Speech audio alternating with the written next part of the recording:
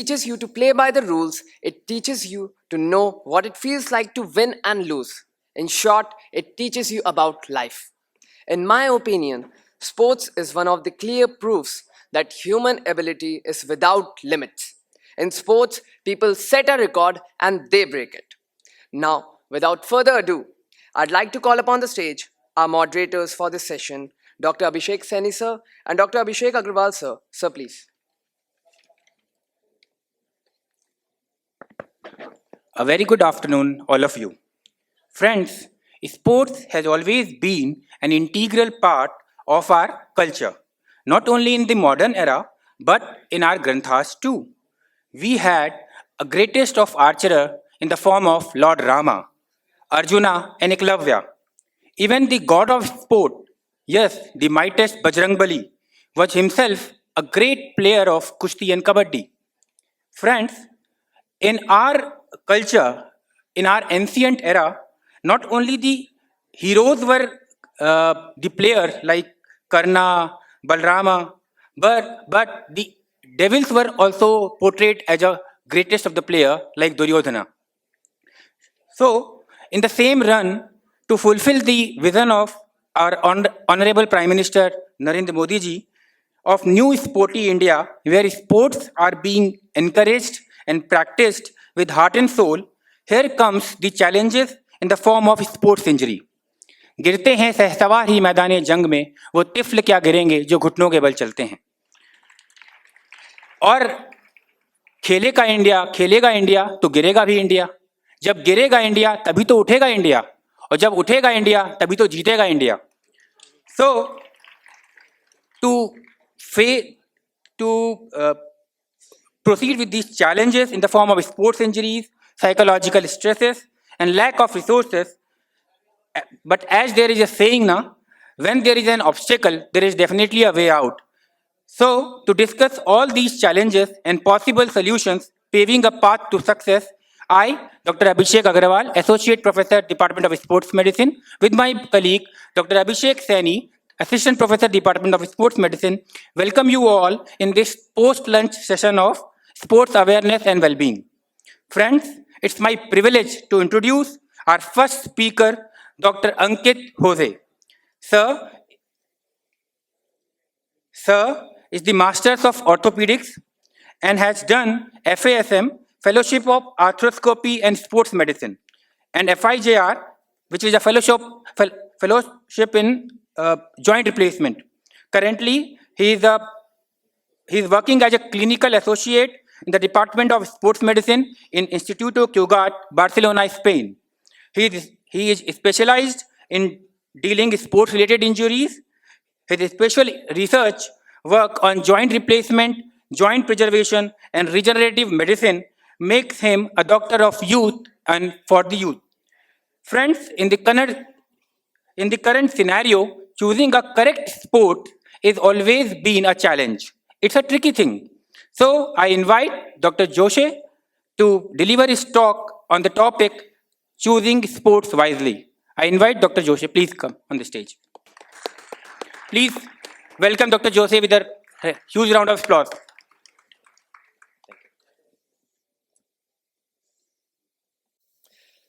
Good afternoon. Good afternoon, everyone. Yeah. After the post-lunch session, I see so much energy here. Thank you. Hope I don't make you guys sleep off. So, I'm Dr. Ankit. Thank you, KGMU and organizing committee for inviting me and having me here for this wonderful talk. So, today I'll be talking about choosing sports wisely. Yeah. So, choose a sport that makes you happy, challenges you, and helps you grow, and not that one just impresses others or brings you temporary success. So initial times, the gladiators, so how did they choose the gladiators? They were either the prisoners from war or slaves, but they were given proper training so that they excel in what they were doing. So in my talk, I'll be giving a small introduction. I'll be talking about what are the factors you should consider while choosing a sport and a brief summary of choosing a sport. So sports and physical activities play an essential role in our lives. It helps us stay healthy, boost our mood, and reduce our stress. When choosing a sport, it is important to consider your physical abilities, your interest, and what goals do you think about, what goals you want to achieve by choosing a sport. So in this presentation, we will discuss how to choose a sport that fits your needs. So choosing a sport, especially when you are young, what age should I specialize in a sport? So should I try to specialize or play only a single sport at a young age? So what should be that age? And why should I do that? So when choosing a main sport, it should have a participate for greater than 8 months per year in one main sport and quit all other sports to focus one sport. So that is the definition of choosing a sport. So should I do that? What time should I do that? So there is a study where 3,500 highly qualified young athletes selected to train in Russia in their sports school and found that only 0.14% reached the high level status. And there was a similar study, a 7-year study, which was done in German athletes selected to train young age, and they only found only 0.3% ranked in among the 10 best international athletes. So the question I put forward to you is, what age should you start? So presently they tell 10, about 10 or 11 to 12, more than 12 years is the perfect time, is the ideal time to choose a sport. Till then, you shouldn't choose a single sport or consider yourself training in a single sport. It has a big impact on your neuromuscular development, on your physical development, and also your mental development. So play enough sports, play whatever you like, play what sports is available in your area till the age of 10, and then maybe after 10 or 12, that is the time when you can choose a sport and dedicate yourself exclusively for that sport. So again, I have already told this. So considering some sports, gymnastics, diving, figure skating is something which you can start early adolescence, whereas team sports in mid adolescence and endurance sports late adolescence. So what are the risks? So when you specialize in highly specialized sports, that is more than 8 months, as I told you, there is a high risk of injury, the high risk of overuse injury, and also a risk of acute injury is low. That is when you do it at a young age. So ideally, you should never do that in a young age. So can you choose sports, or does the sports choose you? So everybody knows Sachin Tendulkar. In his autobiography, Ajit Tendulkar recognized his talent and enrolled him in cricket coaching camp at the age of 11. So who is the one? Is it you or someone else who needs to tell you? There is always that question. It may be your coach or it may be your parents. There is always somebody who will guide you or who will recognize your talent to choose a sport. Factors you should keep in mind when choosing a sport at a professional level. What is your natural ability and what is your talent? What is your passion? What is your interest? What is the sport you have been watching from your young age? What is the sport you love to play? What is the market demands and career prospects? You can't just take a sport without considering your family, what is your income we can generate? What are the other factors you should consider? And also training and development, whether the opportunities for you to train and excel in that sport is there in your area or your region. And also, what are the scopes of development? Is there further training which is available in your area, or you should go to some other area? The regional factors, what attributes to choose sports is also important. And also considering personal values and lifestyle. So sometimes this Indian cricket team, that is a sport. It's called a team sport. So sometimes there is an I in a team. So all the sports people in the team are not recognized easily. There is always somebody who gets highlighted, like the captain, Virat Kohli or somebody. So in a team sports, when you choose a team sports, you will never becoming that it's difficult.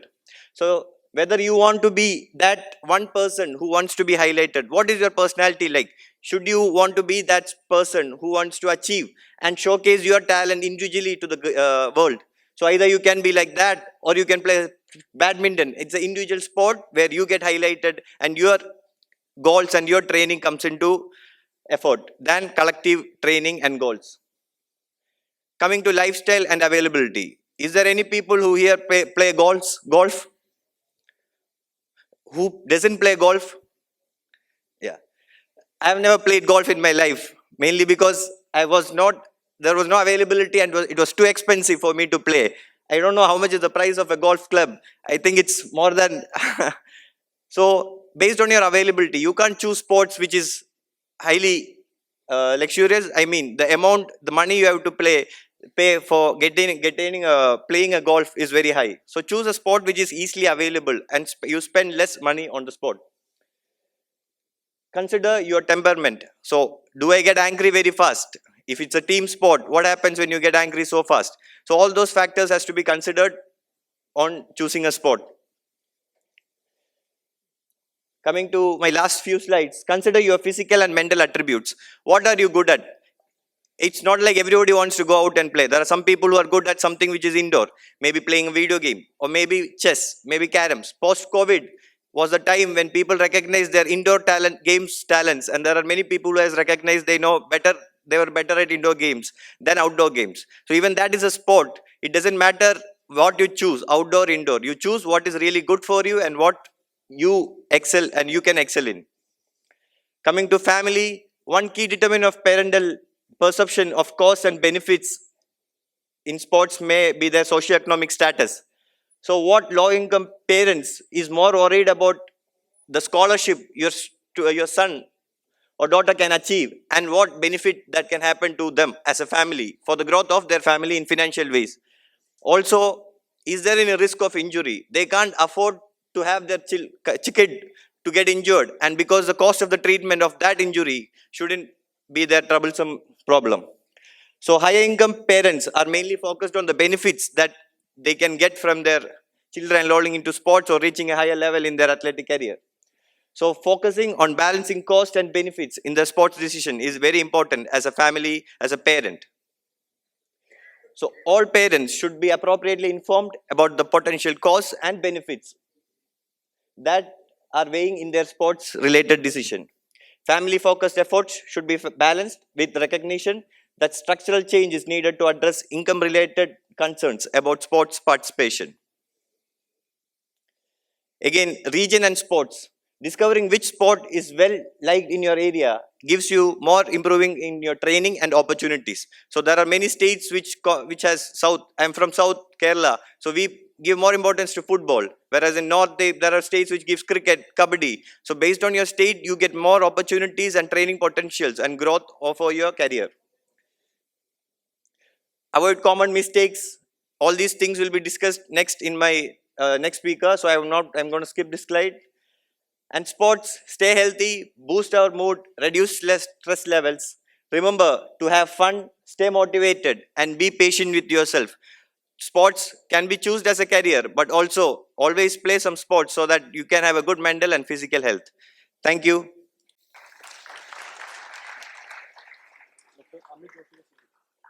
Thank you, Dr. Ankit, for such an intriguing talk. Now, किस-किस को नींद आ रही है? चलो ठीक है, I'll ask you a question. Name the only country in this world which does not have a rectangular flag. कौन सा ऐसा देश है जिसका? Yes, yeah, obviously, yes. Thank you. So we have our next speaker from Nepal, and he is Mr. Dr. Amit Joshi. He is the world's renowned arthroscopy and sports medicine specialist. He has performed more than 10,000 surgeries till date, and he has published very meticulous techniques which have been even followed by us in our country. May I please call upon Dr. Amit Joshi, sir, and please give a talk on sports injuries. Thank you, sir.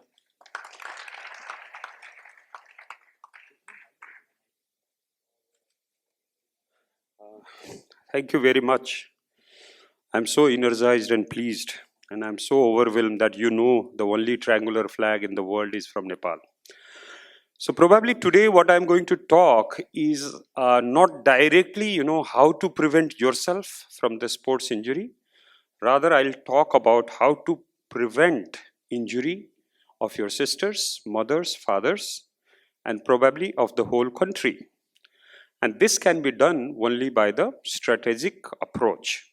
So whenever we say a sports injury, this comes in our mind, the cycling, football, basketball, kabaddi very popular in India and Nepal, cricket, athletics, and these are the sports injuries. So whenever we talk about sports injury, this thing comes in our mind.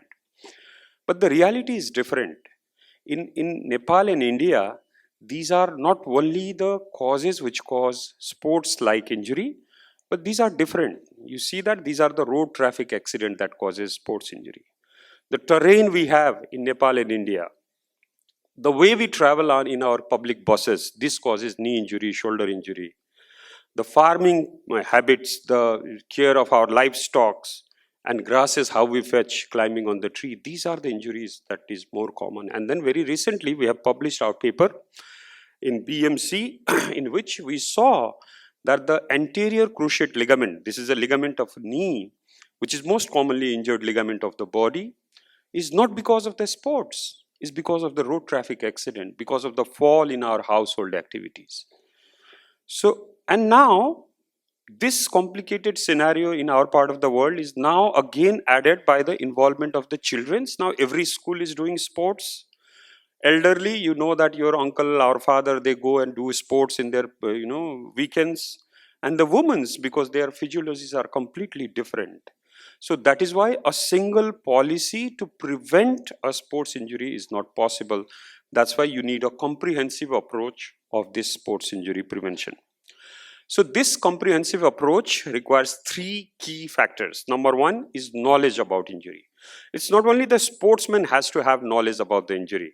This is the coaches, these are the organizers of the various sports, activities. They have to have knowledge of sports injury and make arrangements accordingly. Adequate infrastructure. We all know that when we start playing, we start with whatever we have. We play football with chappal in our feet.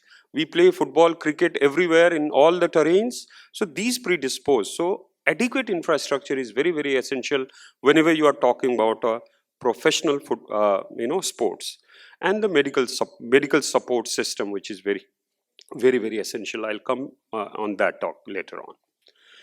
So if you see the natural progression of a sportsman, which is very essential to understand, to plan how we can, have a sports injury prevention plan, is we all start with self-interest. If I have an interest in football, I'll start football. If I have interest in cricket, I'll start cricket. It starts with self-interest.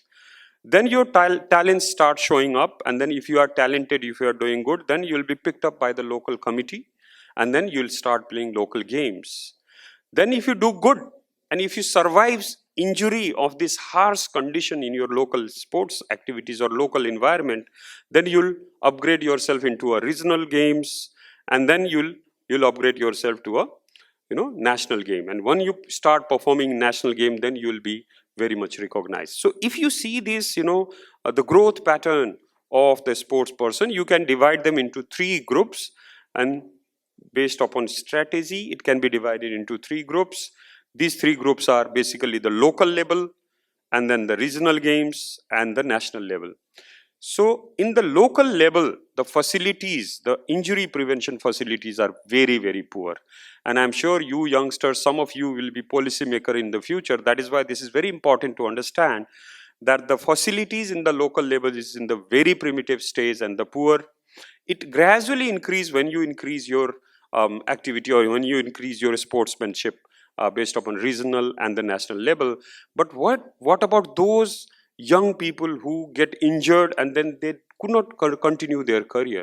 So probably the policy should not be just only in the national level or international level. It has to be right from the base. So I'll not go into this one because we all know why it is poor in the local, fair in the regional level, and probably at this moment in certain sports it's extremely good in the national level, but in certain sports, even in the national level, the facilities are not available. So injury prevention strategy should start from your school. You teach all the students that sports are prone for injury, how to deal with them, what are the primary measures, when to visit your doctors. These strategies has to be implemented into the local sports, the regional and the national authorities. And these all policies, strategies has to be linked with each other. These are not separate entity. What you learn in your school should be utilized when you are playing in your national level as well.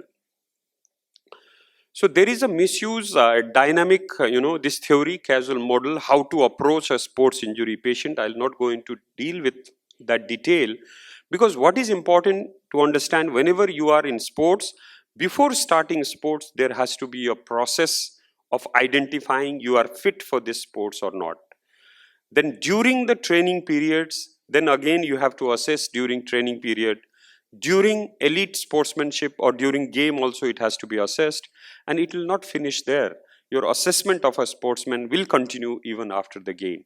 So that is why it is more complicated process. I'll not go into detail of that because this requires more of expertise. But if you go to literature, you'll find out that there are lots of programs, preventive programs, more than 10,000 preventive programs. We know 11 plus, FIFA 11 plus, which is specifically designed for football sports. There is a IOC, International Olympic Committee, has published a whole book, 2-edition book just for the sports injury prevention. So the recommendations are already laid down. But what is not there is the policy is not there, understanding is not there. That is what, if we all understand the requirement, it will be beneficial for all of us. So I would like to conclude by saying few words that sports injury occurs not only in the sports person. It has extended to society of all age group, hence it is a social issue rather than to a limited people. Sports injuries are multifactorial. That is why it requires multifaceted approach rather than it happened this, you have to do this. Awareness at all level, not only in the family or the sportsman, every level is very, very important. Close coordination of local, regional and national level authorities are the one who have greatest potential of reducing sports injury, which is long-standing pandemic as of now. Thank you very much. Thank you.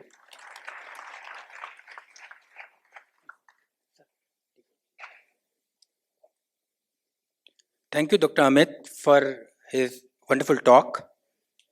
अब एक और question आपको जगाने के लिए, बहुत आसान है. नेम उस खिलाड़ी का नाम बताइए जिसने to start with in his childhood he started as a soccer goalkeeper and then he became the finest cricketer, batsman, goal. चलो, good.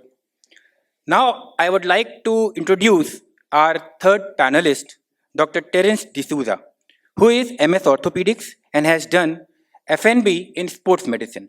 Friends, he is a renowned arthroscopy surgeon of Ganga Hospital Research Center, Coimbatore, Tamil Nadu. For the knowledge of our audience, I would like to explain that arthroscopy is a skilled surgical technique by which we go inside the joint through some tiny holes and treat various ligament injuries, making it a minimally invasive procedure for the faster return to the sports career. He has also been awarded with Best Young Investigator Award in the research of frozen shoulder in prestigious CCOT Conference 22 in Kuala Lumpur. He is also a DVR Gold Medal awardee. Friends, now, in today's life, dealing with the challenges of roti, kapda and makan, dealing with the daily living of livelihood, fighting with the lack of resources, especially in third world countries like us, choosing sports as a career is definitely a tough call. So here I invite Dr. D'Souza to please come on the dais, on the podium, to deliver his talk on choosing sports as a career. Wireless mic.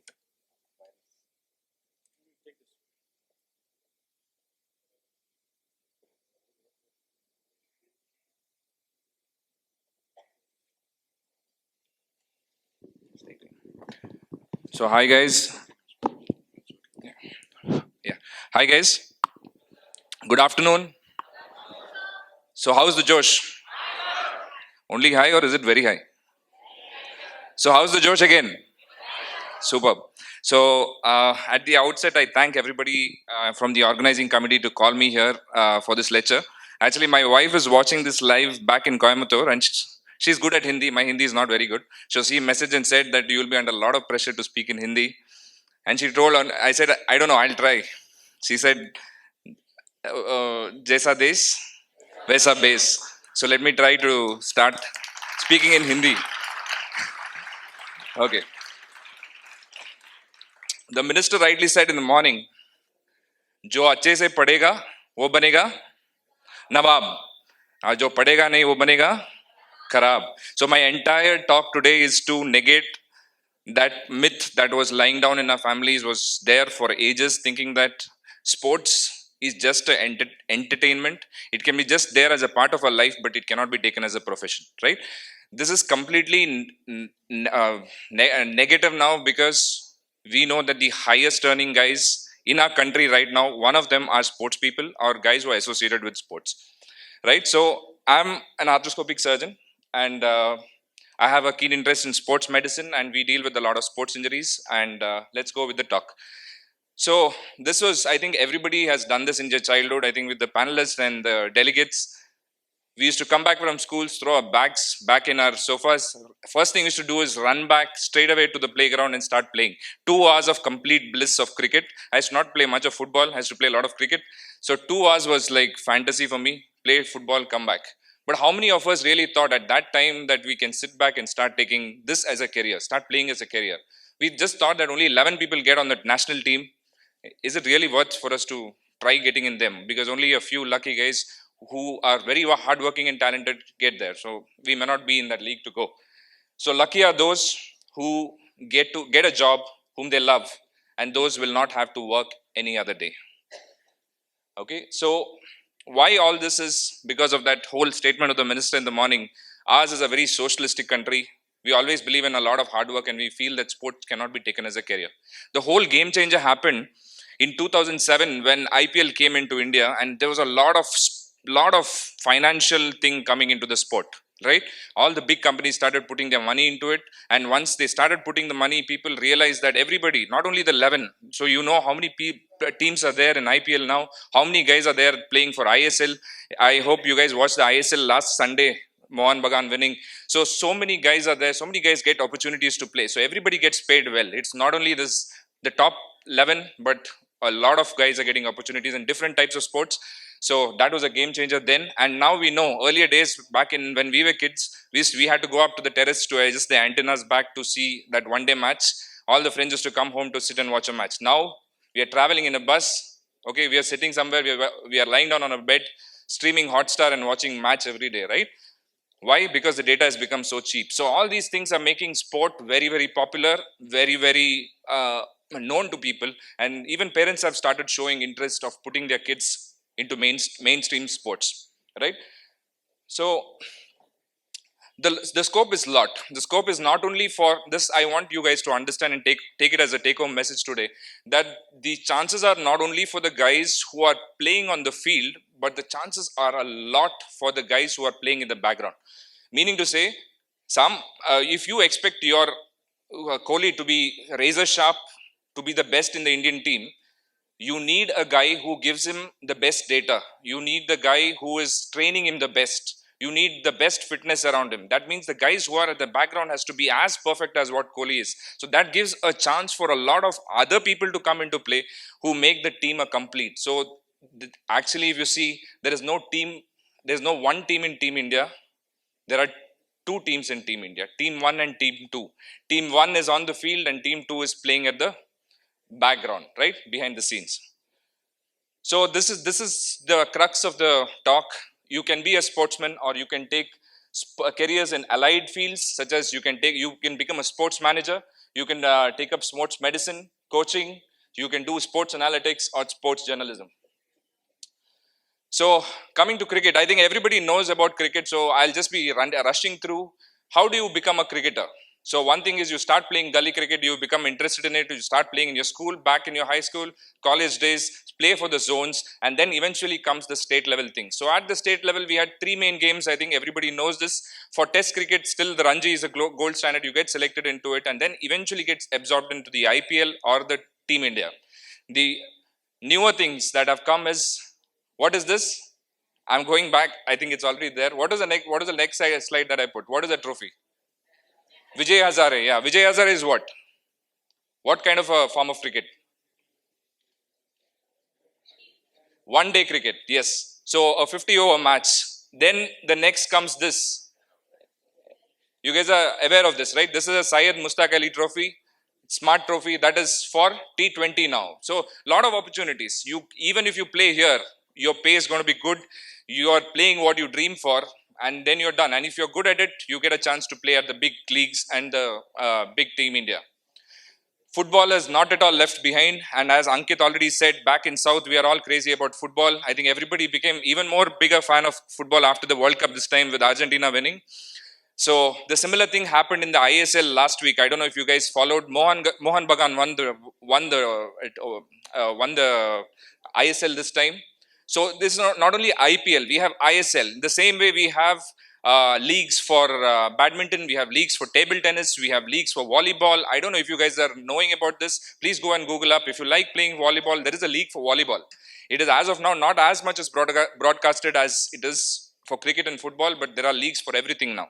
So in football, if you're interested, this is how the order goes, and this I got it through a source. So you start, the topmost is the Indian football team. After this comes the Indian Super League, that is ISL, which happened. They have 11 teams. After that is the I League. Then there is a I League second division. Then there are state leagues. There are zonal teams. So you can just think about the opportunities what the guys have, and those are just phenomenal. Just look at this. This is what is making sport even more popular. The digital viewership of IPL, if it is 110 million, ISL has become 32, and the Pro Kabaddi that is coming up has become almost 26 million. So everybody is interested, everybody is pulling in money, and parents are interested to put kids more and more. They want their kids to become engineers or doctors. The mentality is changing. They want them to be cricketers or some player. They'll to watch them on the TV. So the similar scene is on the athletics as well.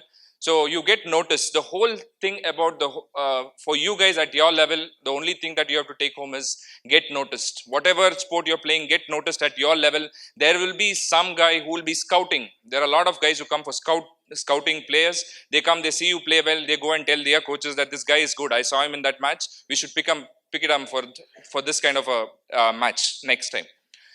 So this is what I do. This is what we are all doing here. Though we are not playing in the teams, we are interested to play, but this is what we are doing. So what are the other lucrative options? Sports manager. So sports manager is the biggest guy, right? So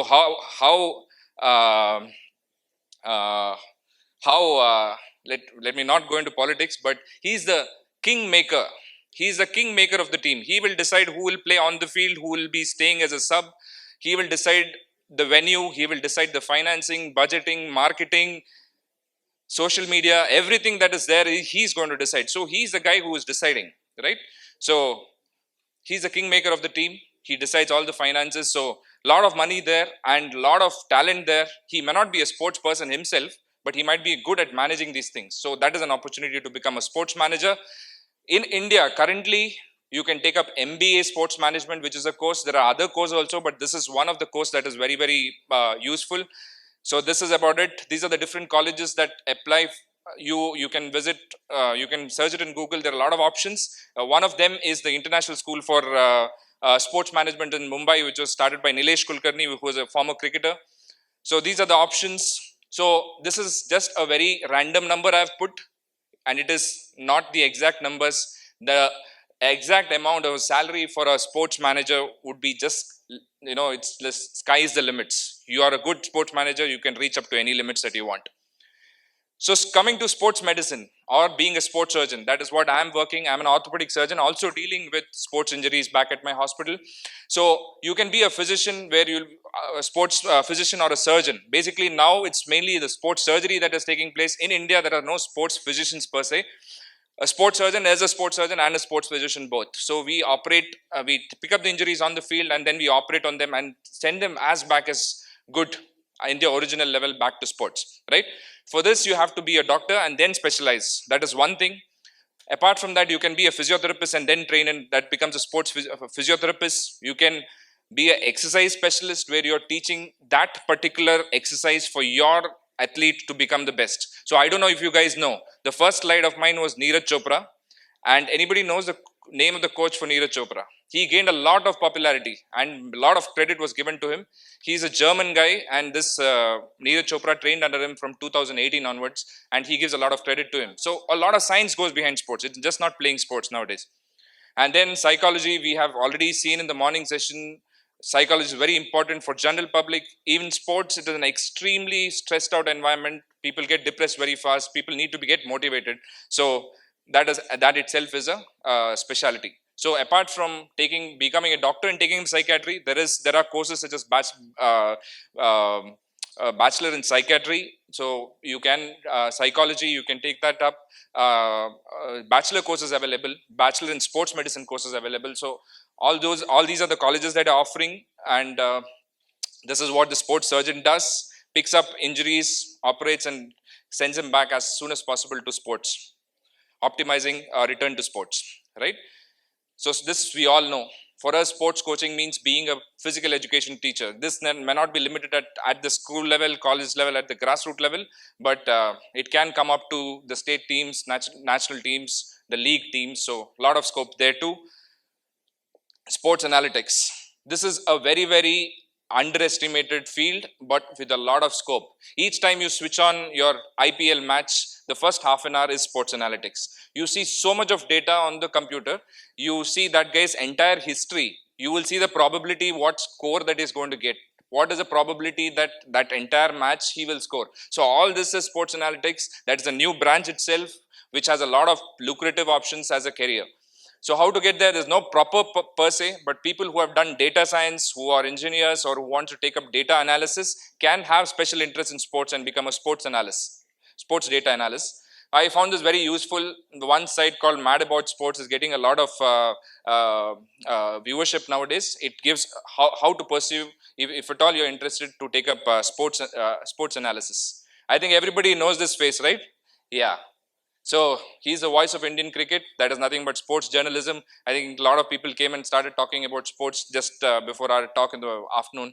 So there's nothing like this is a separate training. Somebody who's a journalist who follows sports closely is a sports journalist, right?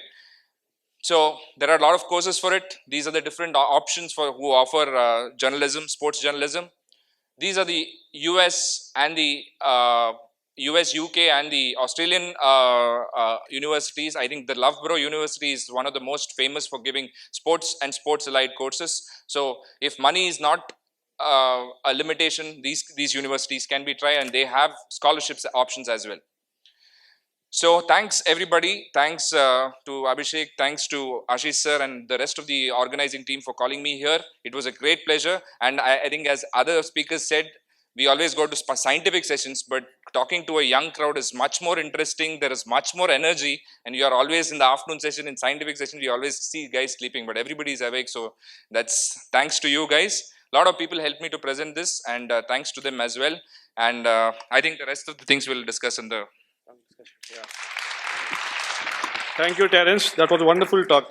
Like Harsha Bogle was an IM graduate, before he switched into sports journalism. So thank you very much for telling us that we have various options, to continue in career as sports.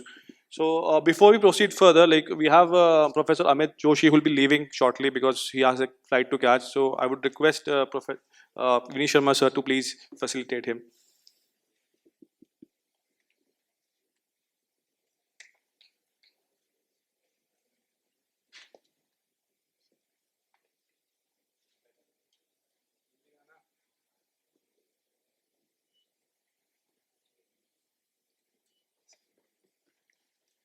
Thank you, Joshi sir, for being part of this event.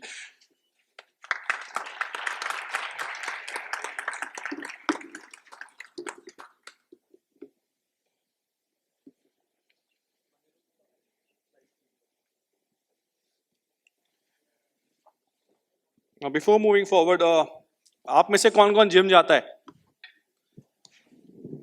Protein shakes कौन-कौन लेता है? कोई नहीं लेता protein shakes? Good, good. So the next talk, I'd like to call upon my dear friend, Dr. Anirudh. He's from UK. He's one of the youngest. Just hang on.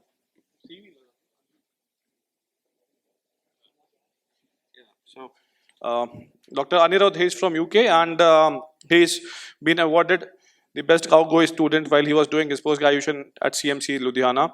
Then he was selected one of the 3 young surgeons by British Orthopedic Association to represent them at Athens, Greece, and he was one of the first and the last, I think, Indo-European Fellowship candidate. So I would like to call upon Anirudh, and he'll be talking on sports nutrition. Thank you.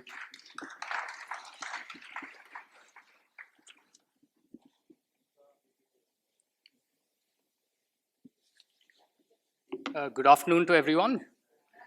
So first of all, I'd like to thank the organizing committee for giving me the opportunity to come and speak to all of you here. Dr. Abhishek asked you how many of you go to the gym, but I'll ask you a more broader question. आप में से कितने लोग कोई भी sport खेलते हैं? So that's a lot of you. So you will gain hopefully quite a lot from this talk then. So I'll be talking about sports nutrition. And what we'll be talking about is the components of your diet, the importance of hydration in your sport, and how to plan your diet depending on what type of sport you play. And then we'll also talk about how you plan when you have a big game coming up, what you should and should not do. And we'll also bust some myths at the end of the talk. So what influences athletics or sports performance? How are some athletes much better than the others? So main part of that is genetics, and we can't change that. But the things we can change is your training and conditioning, as well as your nutrition. So all top athletes make sure they keep a very regulated diet to make sure that they are able to perform at the top of their level. So why is nutrition important in sports? It helps you to optimize your sports performance. Your body will give you the best that you can achieve. It also helps in recovery. If you're injured, a good nutrition will help you get back as quickly as possible to your sport. It delays the onset of fatigue, and it reduces your risk of injuries as well. So these are the main components of the diet, and we'll go over them one by one. So the first one is carbohydrates. So these are the primary source of your energy. And where do you get carbohydrates from? As you can see in the picture, you get it from bread, roti, pasta, grains, etc. So when you take in carbohydrates, what happens is your muscles and your liver store it as glycogen. And then just like your car runs on either petrol, diesel, or now even electricity, your body and your muscles run on this glycogen. So it is important to, carbohydrates are hence one of the most important factors in sports. And how much carbohydrate should you take? So again, it depends on how intense your sport activity is. So you can see, for example, somebody 70 kgs who does only aerobics about half an hour a day just requires about 300 grams per day of carbs. But if there is a player of the same weight, football player, 2 to 4 hours of hard work every day requires even more than the double of that amount, 675 grams. So this is an important thing to consider. Now, where carbohydrates are the fuel for your muscles, but the proteins, they are the building blocks for your muscles. So when you're injured, proteins is what will help you rebuild your muscle. And where do we get proteins from? We have both vegetarian sources as well as non-vegetarian sources. And the vegetarian sources, as you can see, we've got beans, grams, the dal that we eat, and the non-veg sources, we all know, meat and fish. And again, how much protein do you need? Again, depends on the type of your sport. So if you're a bodybuilder, you have intense strength sport, you will need a high amount of protein compared to somebody who's sedentary, for example. Fats are again important. A lot of people tell us, limit your fat intake, but still they're very important. They help us absorb vitamins as well. They are an important source of energy. It is important to distinguish between good fats and bad fats. So your good fats are the unsaturated fats. And where do we get these from? So these are from, as you can see in the image, they're from olive oil, all your nuts, the avocados, and sunflower oil, etc. These are good fats. But the fast food and the deep fried food, those contain trans fats, those are bad fats, and they get accumulated in your body and cause heart disease. So vitamins and minerals, again, they're required in small amounts. They don't provide energy, but they're important for the body to function normally. And without going into too much detail, I'll only say that if you have a diet which is rich in fruits and green leafy vegetables, your vitamin requirement will generally be complete. Again, some minerals, important ones, that are known about. Calcium, it's important for your bones. Iron is important for your blood to make sure you have adequate hemoglobin to provide your muscles with oxygen when you're playing your sport. Now, if there is one most important ingredient in the diet that influences performance, I would say it is water. So even 2% less of the ideal amount for the body can cause a serious impact on your sports performance. So what will happen? Even if it's 2% less, you'll have your reduced endurance, your coordination and your skill will be affected, your concentration and decision making will be affected. So you can see in a high level sport how important these things can be. So how to plan your diet? There's two important things. You decide on how many calories you need, depending on the type of sport you play, your body weight, gender, etc. And then you decide where those calories will come from. So generally, it's distributed as 60% carbs, 20% fats, 20% proteins. And again, in this slide, it tells us, we can discuss in more detail in the discussion, but it shows how many calories each type of athlete needs. So if an endurance athlete, marathon runners, swimmers, long distance cycling, you need lots of glycogen in your muscles, so you need lots of calories. Whereas if you're in a sport where your weight needs to be controlled, you will take a less calorie diet. Yeah. And the basic difference is an endurance athlete versus a strength athlete. They are at the ends of two ends of the spectrum. And an endurance athlete requires more calories, relatively less protein. A strength athlete requires more protein, relatively less carbs. So before a game, fuel yourself. We know before a long trip, you want to make sure your car tank is full. Similarly, you want to make sure that your muscles have adequate glycogen. So you top them up, reduce the intensity of your training before the game, and top yourself up with carbohydrates. Similarly, after the game, it is as important to replenish yourself to keep your muscles in optimum condition.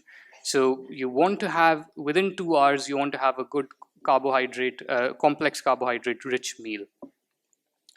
And there are certain myths that you might have heard of. So first one, all athletes need food or protein supplements. Does anyone agree with that?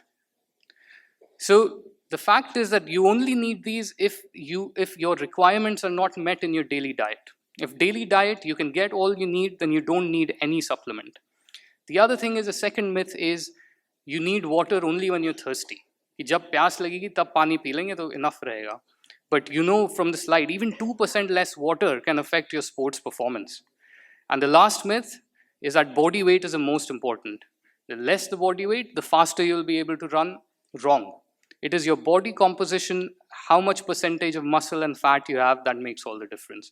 So I'll end here now. I'll just say, hydrate yourself well. That is a key part of the talk. Fuel yourself right and replenish yourself. Thank you.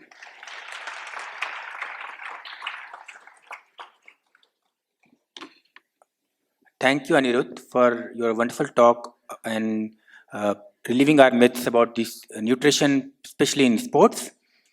Now, I would like to ask a question. आप में से ये कितने लोग हैं जो professionally sports person हैं? Quite a few, great number. तो आप में से कितने लोगों ने ये कभी सोचा है कि कोई ऐसा सब्सटेंस ले लूं जिससे मेरा परफॉर्मेंस इंप्रूव हो जाए, इनहैंस हो जाए? ऐसे कितने लोग हैं जो प्रोफेशनली स्पोर्ट्स खेलते हैं और इस सब्सटेंस लेने, या अगर हम लीगली बात करें तो डोपिंग के बारे में, कि इन्हें डोपिंग नहीं करनी है, ऐसा? Nobody. Everybody wants not to dope. Great one. चलो ठीक है. Now it's time to talk to our international delegates. We have got delegates from Indonesia. Please raise your hands. How many of you are from Indonesia? 1, 2, 3, 4, 5. कल तो बहुत थे, आज सब गायब हो गए. 4-5 हो, ऐसा? Okay, fine. तो क्या आप में से कोई बता, मतलब anyone can tell me the most famous badminton player of your country, Indonesia?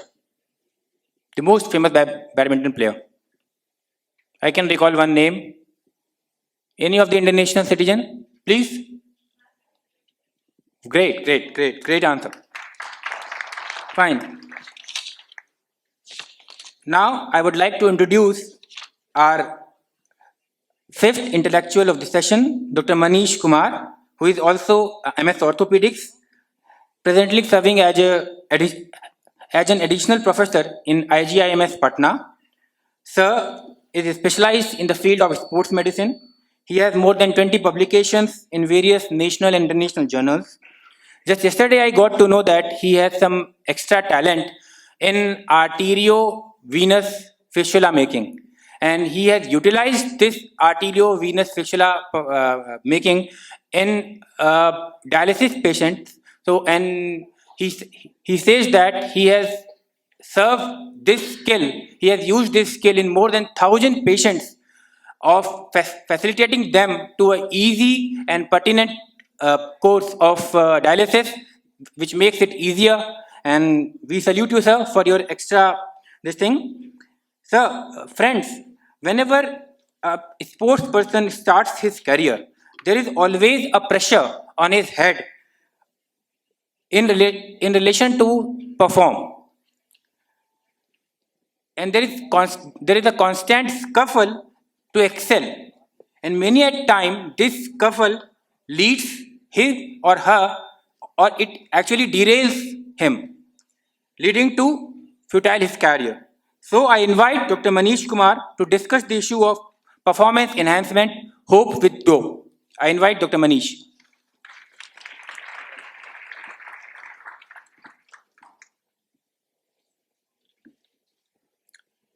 Thank you, and good afternoon to everyone. See, I first of all, I would like to thank Dr. Assis sir and the entire organizing team for inviting me here and be a part of this event. You see, this performance enhancement drugs, it is not a new concept.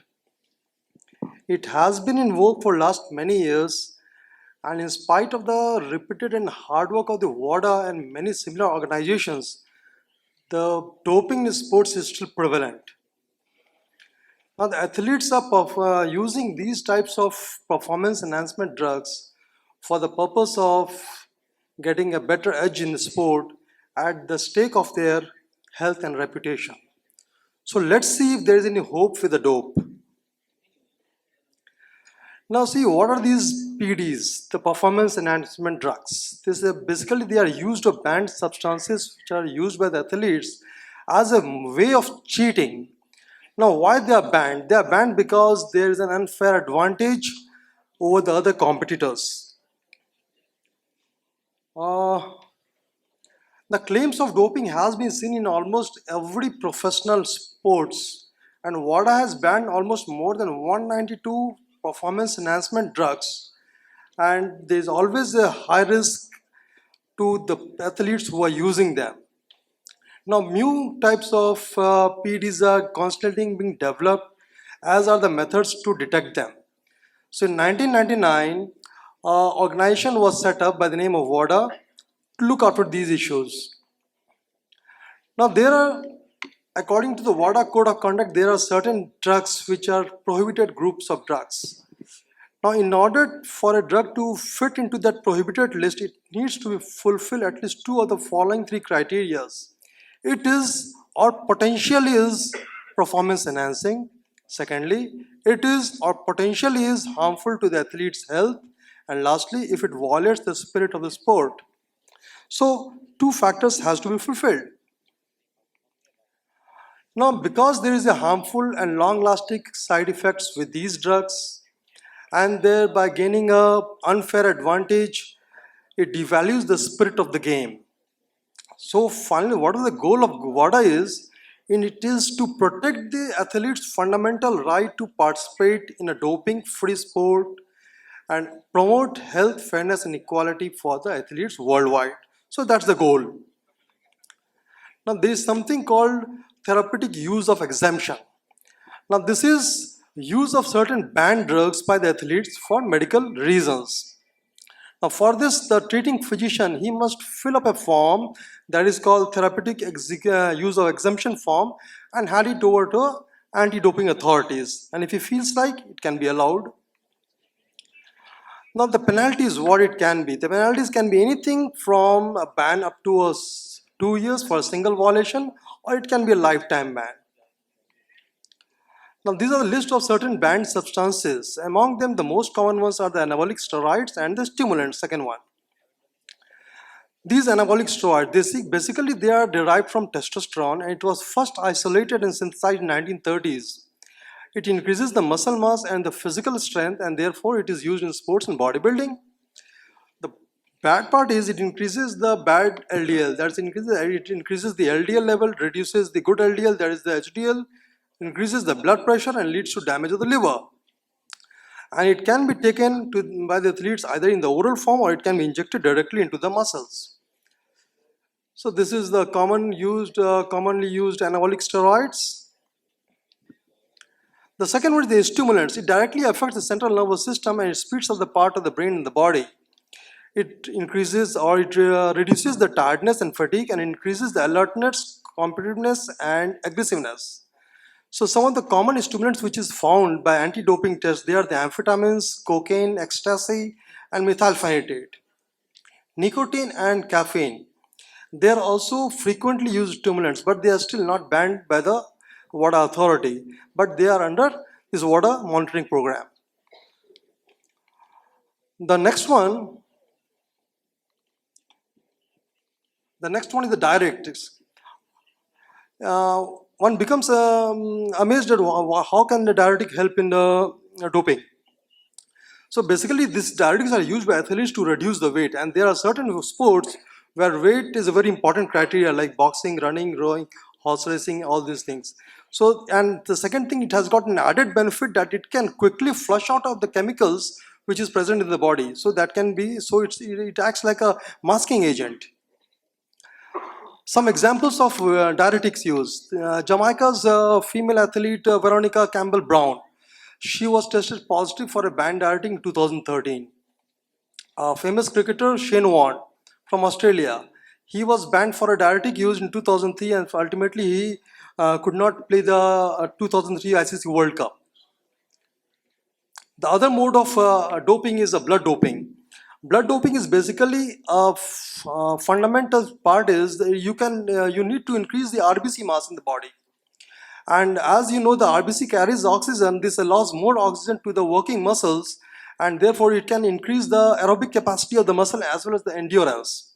So there are three methods of increasing the RBC mass in the blood, and that is by erythropoietin, synthetic oxygen carriers, and by blood transfusions. Erythropoietin has been used for endurance in athletes for a very long time, and the most common sports affected by this erythropoietin use, that is cycling. The health risks: it can thicken the blood, lead to clotting, heart attack and strokes. Death of numerous athletes have been seen by this erythropoietin, and most of them were cyclists.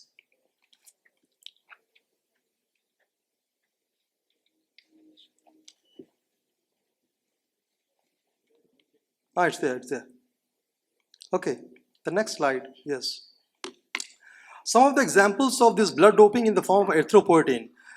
This 1998 Tour de France, the entire Festina team was disqualified after hundreds of doses of erythropoietin was found in their team car. Lance Armstrong in 2012, he admitted that all his 7 victories, he had used erythropoietin as a doping agent.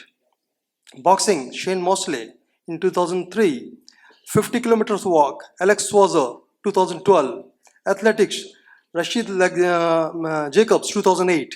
These are the examples of this doping by erythropoietin.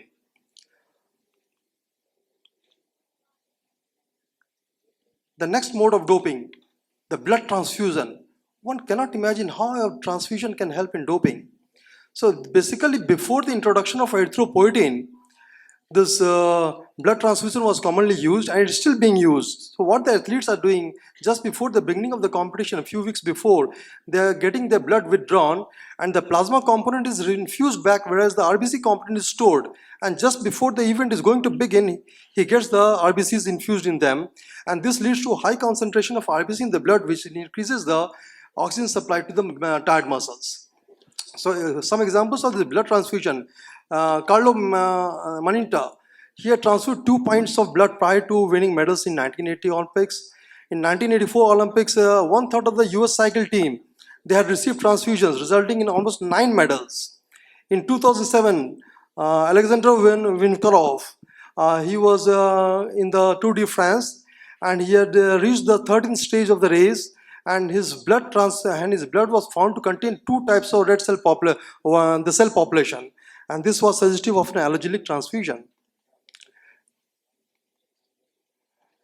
So setting the benchmark above which an athlete is a drug cheater not is a difficult issue. So high levels of hormones is not always a cheating, and low levels of hormones is not always a innocence. So the Finnish cross-country skiing champion, that was Eero Mentarenta, he won 2 gold medals in 1964 Winter Olympics. The reason behind was he had a genetic mutation which led to increased amount of erythropoietin production in his body. So that was his natural thing. But so how to catch them? So the fair benchmark is very difficult. So for this, biological passport was generated in 2009. So what is a biological passport? This is basically a personalized electronic record of athletes' biological values, which is developed over time from multiple collections of blood samples. And these biological passports, there's data on the different levels of substances in the body, and that is being checked by the testers to see if there is a sudden jump in the level of any substance which that can suggest a doping. The biological passport. So what are the long-term effect? Scientist Christian Gunderson, he had given a statement that if you are using steroids or exercising, you have got more muscle mass and more nuclei. But once you stop it, so the muscle mass is there, but the muscle mass is lost, but the nuclei is still there. So in conclusion, what we can say that while we believe that all athletes compete solely for the love of the game and the true spirit of the sport, the truth is that there will always be those who try to find a way to get that competitive edge. So more than 2000 years of sports history tells us that when one method is detected, another rises to take place. So winner takes it all, at least for a while. Winners may be grinners. The drug cheats can't win back their reputation. So at then it can be concluded that there is no hope with the dope. Thank you.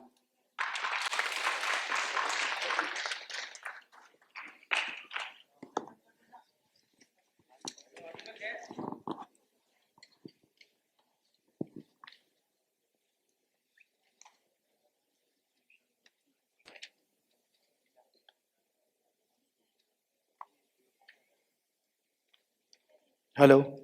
No. Hello. Okay. So you people please get ready to ask your queries. By the time हम शुरू करते हैं, तो sir पहला question मैं ही पूछता हूँ अपनी तरफ से, and it's not only my question. It's actually in the mind of I think everyone कि जब हम स्पोर्ट्स को चूज करने की बात करते हैं, स्पोर्ट्स को चुनने की बात करते हैं, whenever we talk about choosing sports wisely, and whenever we see the example of Mahendra Singh Dhoni, to start with the soccer player, then he becomes the great cricketer. And it's not only about Mahendra Singh Dhoni, it's about actually one of my patients 3-4 years back. He was a very good medium arm pacer, and he was very good at that. Or he played at the state level. But recently he came back and now he's a sprinter. He's 100-meter runner, 400-meter runner, and he's representing at national level. And hopefully he will be proceeding towards the next Olympics. So how would you say when and how to switch amongst these sports whenever we play 2-3 sports? Dr. Ankit, please.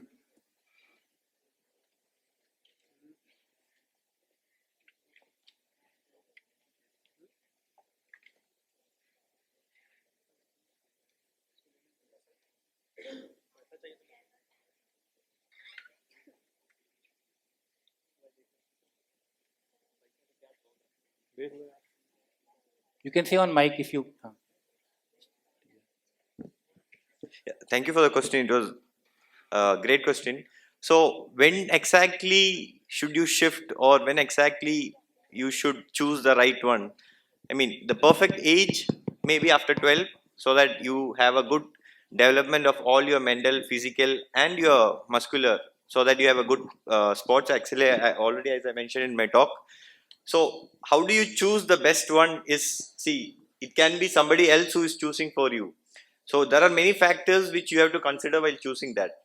One guy who has been playing cricket, when he shifted to sprinting, what was the reason?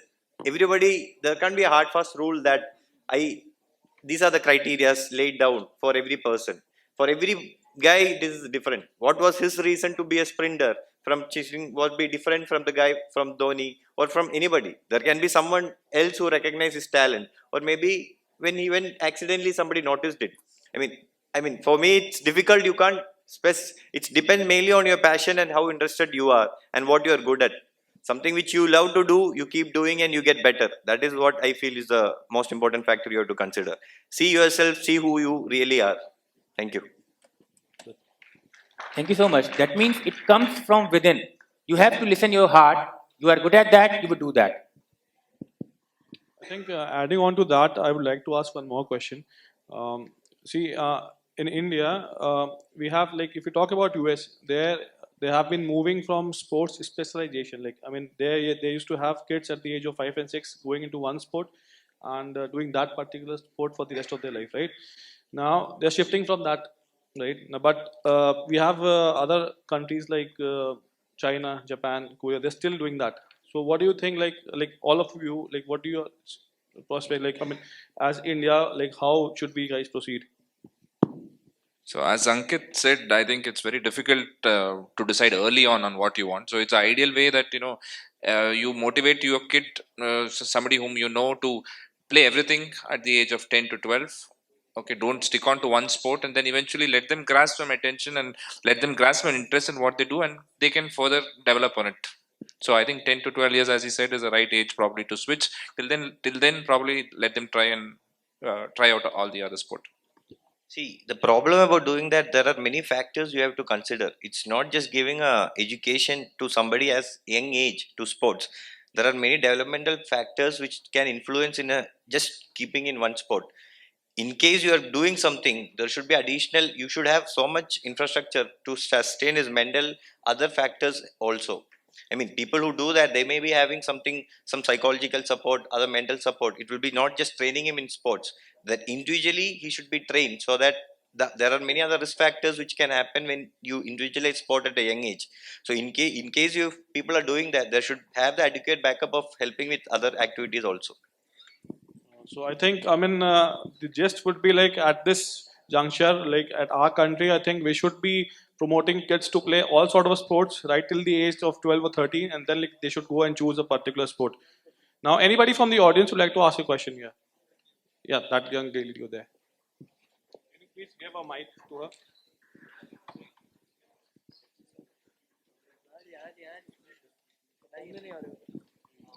So,